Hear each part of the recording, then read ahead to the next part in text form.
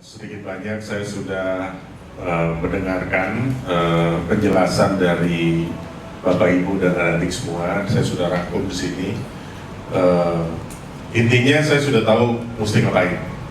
Jadi kalau dari kronologis cerita yang disampaikan oleh Bapak Ibu semua, teman-teman semua, adik semua, mungkin ada beberapa poin yang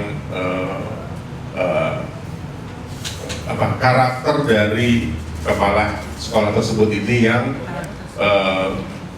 tidak bisa diterima oleh kebanyakan orang. Benar ya?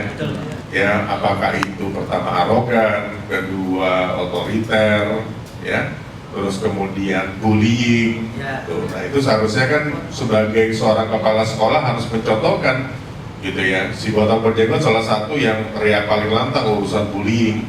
Jadi nggak boleh hal-hal seperti itu terjadi di sekolah, apalagi dilakukan oleh panutan di sekolah, yaitu kepala sekolah. Jadi ini yang harus kita netralisir. Intinya semua laporan yang masuk ini kita sudah teruskan ke Dinas Pendidikan DKI Jakarta sekitar 2-3 hari yang lalu kalau tidak salah, dan sudah langsung ditindaklanjuti, dan saya dan beberapa teman anggota DPRD lainnya pun mengawal, ya. Jadi bukan hanya saya sendiri, yang lainnya pun di grup kita terus mengawal. Dan saya juga sebelum kesini saya sudah minta hasil tindak lanjutnya seperti apa, update terbarunya seperti apa. Yang terakhir itu saya sudah sampaikan ke Mas Nugroho. Sekarang dari Dinas Pendidikan masih menunggu hasil pemeriksaan kedokteran, pemeriksaan kesehatan kedokteran, hasilnya seperti apa, apakah itu ada pengaruh dari obat, apakah pengaruh dari kesehatan, dan lain sebagainya, supaya nanti keputusannya bisa tepat. Dan saya sudah bisa catat di sini keinginan dari Bapak Ibu semua adik di sini kan, intinya kepala sekolahnya untuk dicopot sampai di akhir semester ini, gitu ya. Jadi berikutnya kalau bisa pejabatnya yang baru, gitu ya. Benar kan? Kita tunggu poin aja, gitu, ya kan? Gitu ya.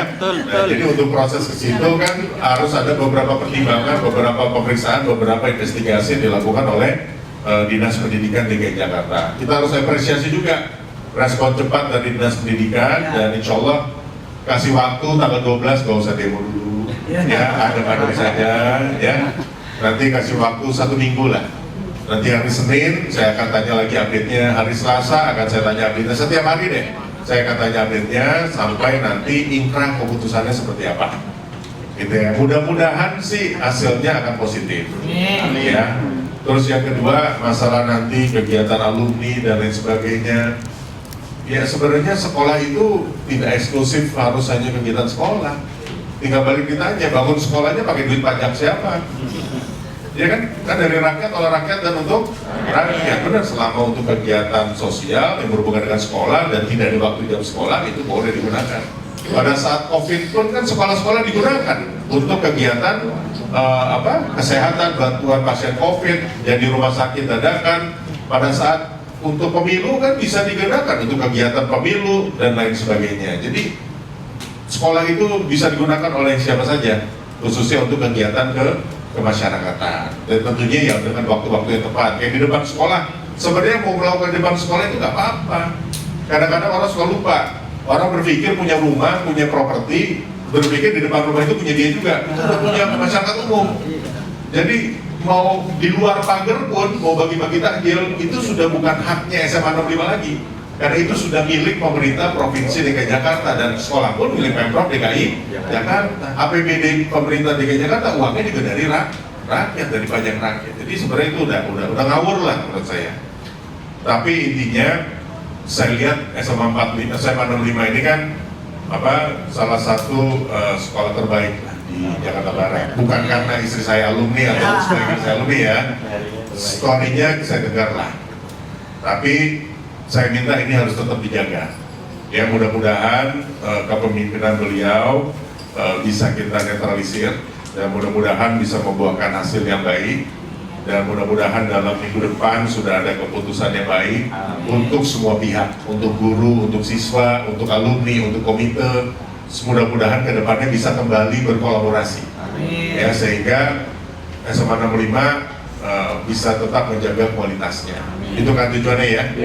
Ya. Jadi saya tidak bilang sekolah lain tidak baik. Semua sekolah saya bilang baik. Ya, jadi saya bilang semua sekolah baik. Semua sekolah menelurkan anak-anak penerus bangsa yang terbaik. Tapi kalau ada kerikil-kerikil ya harus diperbaiki. Kan seperti ini kan enak ya, kita ketemu, diskusi, ngobrol gitu ya, dan mencari solusi. Dan nanti juga saya akan tekankan kepada Dinas Pendidikan tidak boleh ada intimidasi dalam bentuk apapun. Baik kepada siswa, baik kepada guru, komite, alumni, itu tidak boleh ada. Jadi harus melakukan semuanya dengan kepala dingin. Apalagi saya mencatat laporan ini sudah dilakukan dari 1 tahun yang lalu, benar Bu ya? Dari 1 tahun yang lalu harusnya kan harus segera ditindaklanjuti. Jangan tiba-tiba begitu terblow up, jadi high profile, anggota dewan menginstruksikan, akhirnya merasa dilangkahi, padahal tahun lalu sudah diinformasikan, benar ya? Nah ini harusnya mengintrospeksi diri adalah dari Dinas Pendidikan dan Sudin Pendidikan DKI Jakarta dan Jakarta Barat. Sepakat ya teman-teman semua ya? Ya. Nah insya Allah nanti kita akan, mungkin nanti setelah sholat Jumat saya akan telepon Sudin untuk melaporkan update-nya seperti apa. Dan ini komitmen dari kami, kita kawal.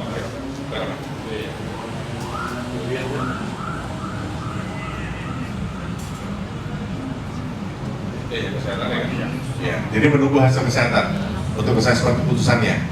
Jadi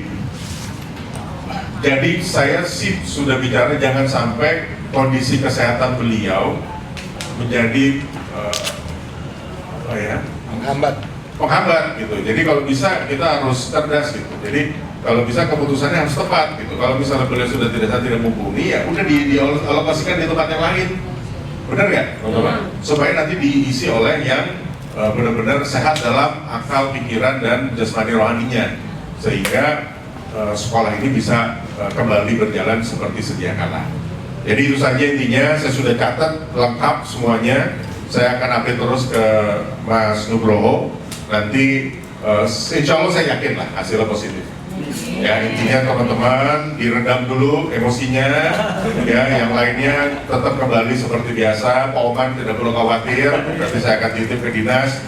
Saya jamin tidak akan ada tindakan-tindakan di luar dari hal-hal yang tadi Pak Oman khawatirkan. Dan saya akan minta Dinas Pendidikan untuk kepala dingin dalam menyelesaikan masalah ini. Gak usah pakai emosi atau gengsi karena merasa dilangkahin. Saya sering kok begitu, ya. Kadang-kadang warga meminta kursi roda, mau coba ke sini lama, akhirnya ke saya, begitu saya minta, warganya diomelin. Hal-hal seperti ini harus kita minimalisir. Ya harusnya kita bekerja dan mengayomi warga yang membutuhkan bantuan solusi. Itu saja dari saya, intinya kita kawal bersama. Ya, teman-teman di DPRD, di Komisi E akan kawal. Mungkin nanti akan ada waktu kita panggil untuk RDP, rapat dengar pendapat. Kalau ternyata deadlock, nggak ketemu solusinya. Tapi kalau misalnya sudah ketemu solusinya, nggak perlu RDP lah, isinya udah tuntas, selesai. Sepakat ya Bapak Ibu semua ya? Itu saja, terima kasih sudah mau mampir ke sini. Insya Allah percayakan kepada kami untuk menyelesaikan masalah ini. Itu saja, wassalamualaikum warahmatullahi wabarakatuh.